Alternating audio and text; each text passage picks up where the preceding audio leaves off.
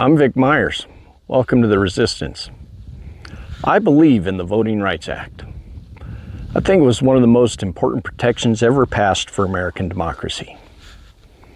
When it comes to gerrymandering, I live in a state with a supposedly bipartisan redistricting commission, and yet I still live in gerrymandered districts at both the state and federal levels. Still, I am just as pissed off about the mid-decade gerrymandering that's going on as much as you are.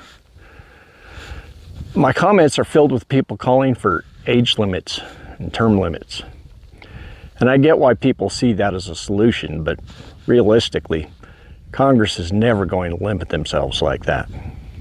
As for gerrymandering in the Voting Rights Act, we have to face the reality that this Supreme Court looks ready to turn both those fights into history lessons.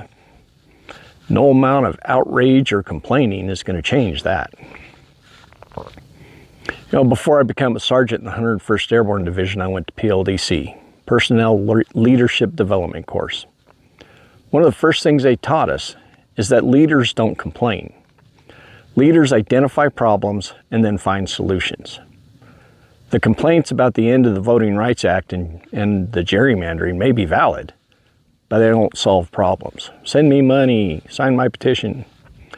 All these people are complaining about an identified problem, but none of them are offering real solutions, when the solution is right there in front of us.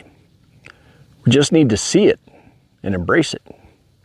The solution is voting, not like we have before, but like we never have before. We need more people doing democracy.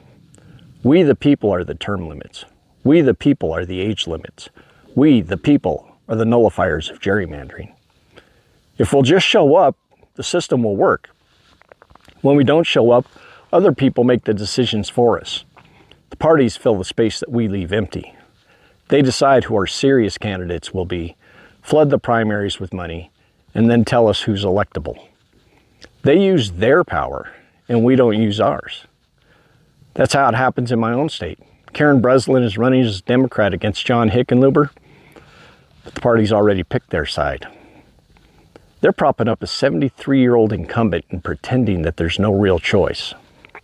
That happens when we don't show up. And it's not just in Colorado. In Maine, Graham Plattner's building a movement. A young combat veteran. He's out there talking about the future. But the minute he started connecting with voters, the establishment, led by Chuck Schumer, jumped in to back a 77-year-old opponent. It's not democracy. That's protectionism. But there's hope. In Tennessee, Afton Bain wasn't the establishment pick. But people showed up, and she won her primary anyway. If they keep showing up, she'll win the general this December. That's what participation looks like. That's what democracy can do when we use it. Right now, the parties are driving the tractor while we're all sitting in the barn and expecting a bumper crop. I reckon that's why we don't have the kind of leaders that we need. Because leadership doesn't rise out of silence. It rises out of participation. Real leaders like Afton Bain, Graham Plattner, and Karen Breslin will start to stand up when there's more regular Main Street Americans standing up and telling them what it is that we need. If you know somebody who doesn't vote, then it's your civic responsibility to get them to vote. And if you're not a voter, then it's your civic responsibility to start voting, to be a part of the solution instead of a part of the problem. Thanks for listening. Good day.